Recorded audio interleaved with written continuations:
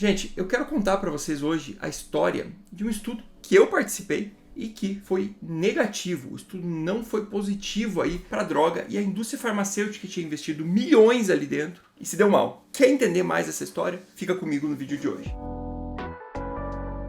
Se você é novo por aqui e ainda não me conhece, meu nome é Gustavo, eu sou médico, sou especialista em cardiologia e clínica médica e doutor em medicina interna. E aqui no canal eu falo desses temas relacionados à medicina e à ciência da saúde de uma forma simples e descomplicada. Vamos conversar aí a respeito e hoje eu quero contar uma história para vocês. Mais ou menos há uns 2 anos eu fui convidado para participar de um estudo patrocinado pela indústria farmacêutica, né? O estudo em questão, ele visava testar uma nova droga anticoagulante para pacientes com fibrilação atrial. Tem vídeo aqui no canal explicando o que é a fibrilação atrial, mas basicamente é uma arritmia cardíaca que forma coágulos ali no coração e o paciente precisa utilizar algum tipo de anticoagulante, senão ele pode ter o risco de ter, por exemplo, um AVC. As drogas que nós utilizamos hoje já são bem melhores do que as drogas que eram utilizadas no passado e inclusive já estão bem acessíveis aí no dia a dia, já que caíram as patentes há algum tempo e acabaram ficando muito baratas. Porém, ela ainda tem um problema,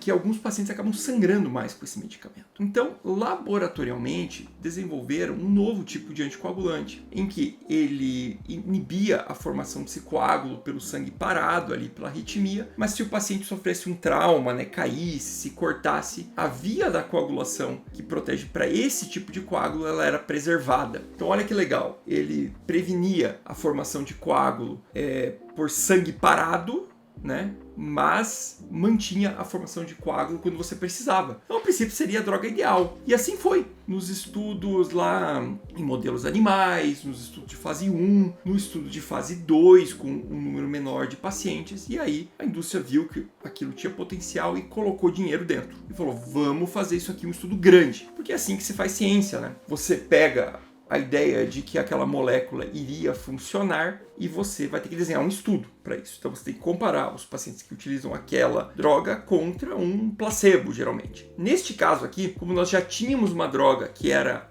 barata e acessível e eficaz, você não podia comparar com placebo. Então você coloca a nova droga e ela precisa ganhar da droga antiga, ou pelo menos empatar para entrar no mercado. E foi assim que este estudo foi desenhado. A indústria farmacêutica previu ali em torno de 18 mil pacientes para dentro desse estudo. Acabou colocando quase 15 mil pacientes, tá? Para vocês terem uma ideia do gasto que é ter um paciente no ensaio clínico, alguns estudos sugerem que um paciente no ensaio clínico custa entre 20 e 40 mil dólares.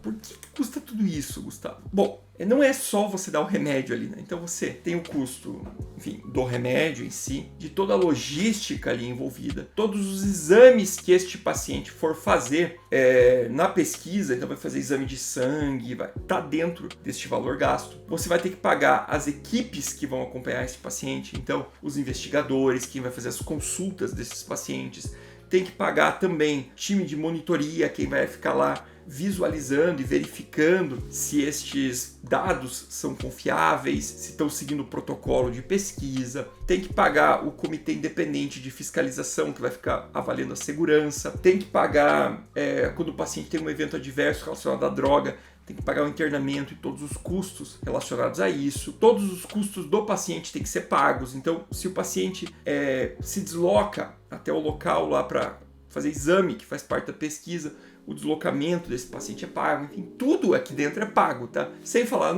na parte maior, em que você tem lá os estatísticos, o desenho do estudo, os coordenadores, e muita coisa sendo paga aqui dentro para que um estudo desse aconteça em vários locais diferentes. E assim foi desenhado. E eu fui convidado para participar desse estudo, tem uns 2 anos mais ou menos. Começamos a fazer o estudo, Mais ou menos em novembro deste ano, fizeram um contato comigo, falaram assim, olha, o Comitê de Segurança Independente mandou parar o estudo. O medicamento está sendo pior do que o referência, que já era utilizado, então chega, para interromper o estudo, chama todos os pacientes, avisa eles que o estudo acabou, coloca a medicação padrão ali de volta ali dentro. E assim eu fiz. Durante um mês eu chamei vários pacientes, eu tinha muitos pacientes ali nesse estudo, tive que chamar todos eles, tinha tido nenhum evento, graças a Deus, dentro aqui do meu centro, E Agora o estudo foi publicado, então é por isso que eu posso comentar aqui com vocês. Eu estou aqui na minha tela, né, com o estudo, então se você for ver, de fato eu fiz parte, ó, a equipe do Brasil aqui,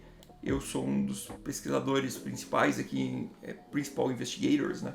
Esse aqui são cada um desses aqui tem a sua equipe ali dentro. Então eu sou um deles, está aqui no nome da equipe do estudo. E aqui está o estudo publicado, né, no New England, uma das maiores, a maior revista médica do mundo hoje, né?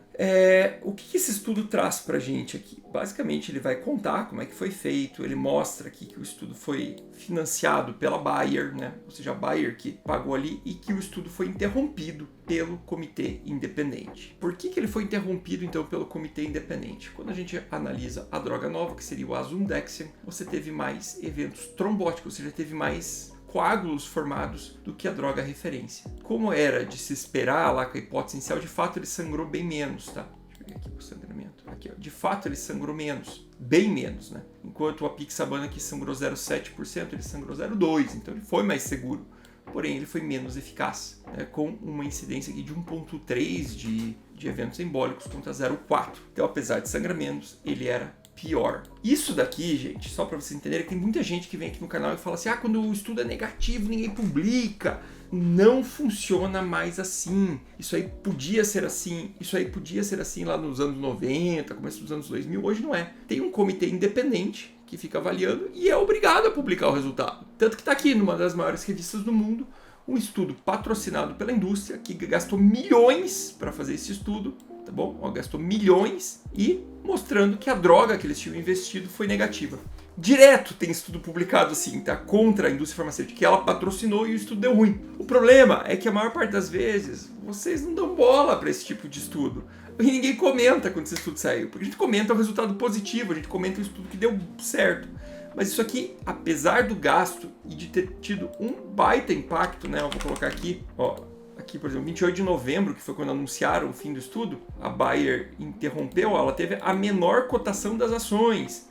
As ações caíram de 41 euros para 30 euros de um dia para o outro, depois desse resultado. Então, olha como um estudo destes impacta lá na empresa. E ainda assim, ele é publicado. Quando o estudo é negativo, tira se a droga é ruim, tá?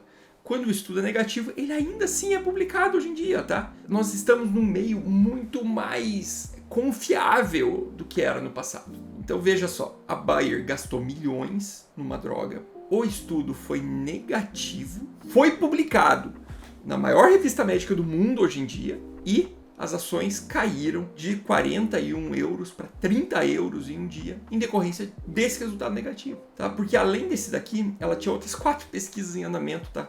Com a mesma droga. Essa aqui era na fibrilação atrial, mas ela tinha em outras condições clínicas. Inclusive um outro que estava para começar. Então o dinheiro investido aqui tinha sido muito grande e o potencial retorno seria muito alto se o estudo fosse positivo, tá? Eu estou citando este exemplo porque eu participei desse estudo, mas tem vários, assim. Vários, dia após dia, sendo publicados, tá bom? Era esse o recado que eu queria trazer para vocês. Mostrar que, para quem fala que só sai estudo positivo e só sai estudo do interesse da indústria, que não é bem assim. A ciência hoje é séria e a gente pode confiar nela, beleza? Gostou desse vídeo? Deixa o like, curte e compartilha com quem possa se interessar, aprender essa história, entender com ele, tá bom? Se vocês quiserem, vai pedindo aí nos comentários que eu escrevo aqui uma lista de estudos recentes que foram negativos também. Até o próximo vídeo. Tchau!